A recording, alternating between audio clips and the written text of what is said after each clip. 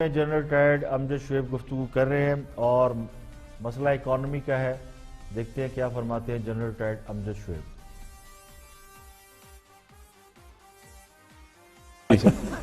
اچھا بات یہ ہے کہ اسحاق ڈار صاحب جو ہیں وہ اکنامک ہٹ مین تھے اس ملک کے. یہ سارا تماشا شروع وہاں سے ہوا ہے.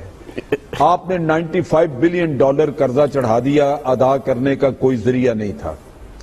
آپ کو جانا پڑا پھر IMF کے پاس قرضے اتارنے کے لیے, اور وہاں سے آئی کنڈیشن. طلال بالکل ٹھیک کہہ رہے ہیں کہ آج کاسٹ آف بزنس اتنی زیادہ ہے کہ بزنس کرنا مشکل ہے. آپ کی پروڈکشن, جو بھی آپ پروڈکٹس لے کے آئیں گے اس کی کاسٹ آف پروڈکشن بڑی زیادہ ہے.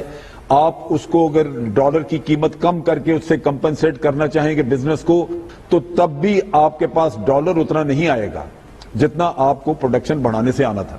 تو بات یہ ہے کہ بزنس بھی ٹھپ ہے, وہ بھی, یہ ساری چیزیں ہیں. لیکن خرابی وہیں ہوئی جہاں آپ نے $95 بلین تک جانے دیا آپ کو. ٹھیک ہے, میں بار بار کہتا ہوں کہ آج بھی رونا یہی ہے کہ یہ سارے لوگ حکومت. میری ایک بات سن لے پہلے.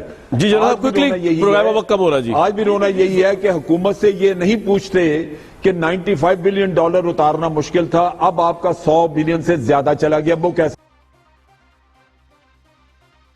دیکھیے, سابق وزیر خزانہ اسحاق ڈار پر جو سنگین الزام ہے کہ انہوں نے ملک کو قرضوں میں ڈبو دیا.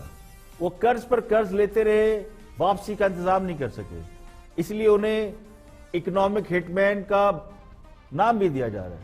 اب یہی کام موجودہ حکومت بھی کر رہی ہے, تو پھر یہ پوچھا جا سکتا ہے کہ ان کا اکنامک ہٹ مین کون ہے.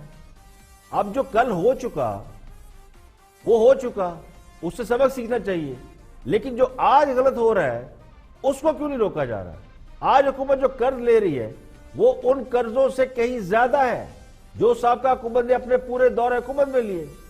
نواز شریف و اسحاق ڈار کو تو معلوم ہوگا کہ قرضے واپس کیسے کرنے ہیں, معیشت کو کیسے سٹیبل رکھنا ہے.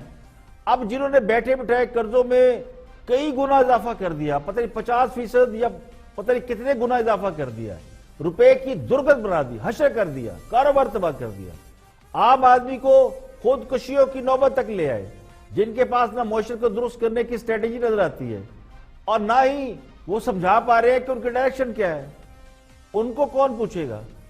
اسحاق ڈار کا قصور کیا ہے یہ سب کو معلوم, سب کو پتا ہے کہ اسحاق ڈار کا اصل جرم کیا ہے. لیکن سوال یہ کہ کیا IMF کے لوگوں سے آپ ملک چلا سکتے ہیں؟ کیا ان سے توقع کی جا سکتی ہے کہ وہ IMF کی بجائے پاکستان کا خیال رکھیں؟ اسحاق ڈار کا قصور تو سب کو معلوم ہے کہ اس کا کیا قصور تھا. لیکن کیا کوئی اس بات سے انکار کر سکتا ہے کہ اسحاق ڈار نے ملک کی معیشت میں بھوچال نہیں آنے دے رہا, جس کے آفٹر شاکس بھی ہم سے سنبھالے نہیں جا رہے؟ تو جس طرح ڈینگی نے لوگوں کو شباز شریف یاد دلا دیا, اس طرح معیشت بھی اسحاق ڈار کو یاد کر رہی ہے.